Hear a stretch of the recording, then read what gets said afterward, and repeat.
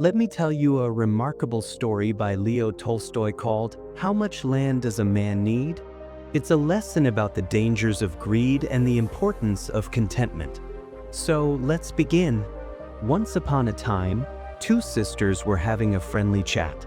The elder sister, who lived in the city, said, "City life is the best. We have fine clothes, delicious food, and all the luxuries we need."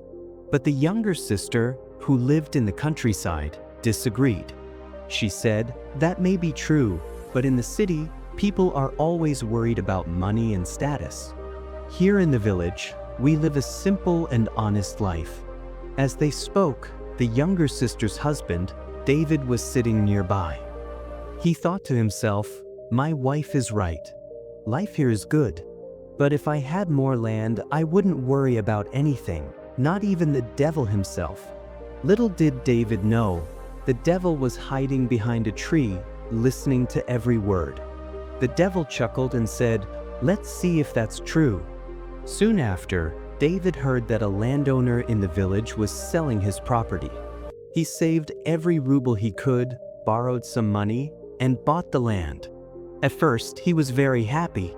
He plowed the fields, planted crops, and reaped a good harvest.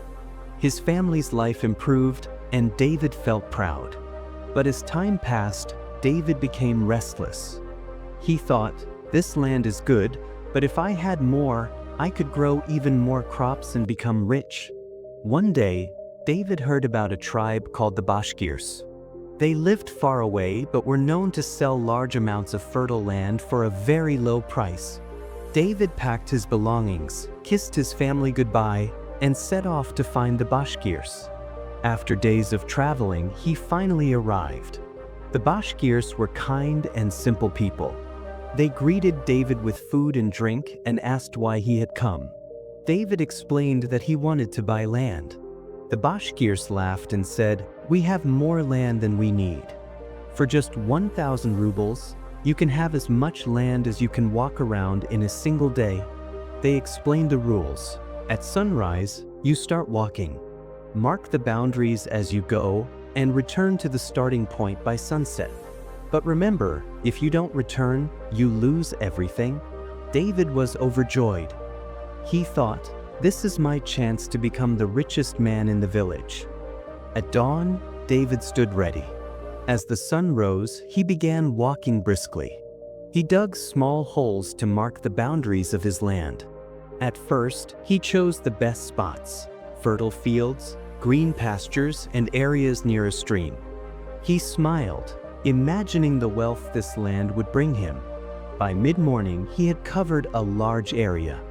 But David's greed whispered to him, "Keep going. Why stop now?" He decided to walk farther. As the sun climbed higher, David began to tire. The heat was unbearable and his legs ached.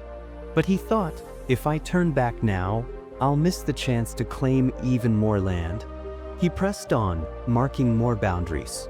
By now, his body was drenched in sweat and his breathing was heavy.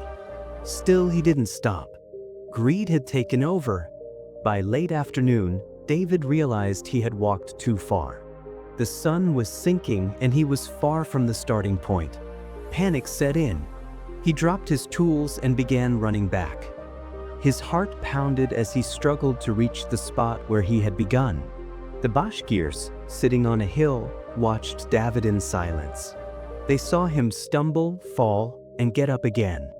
David was determined not to lose everything he had worked for. Just as the sun touched the horizon, David reached the starting point.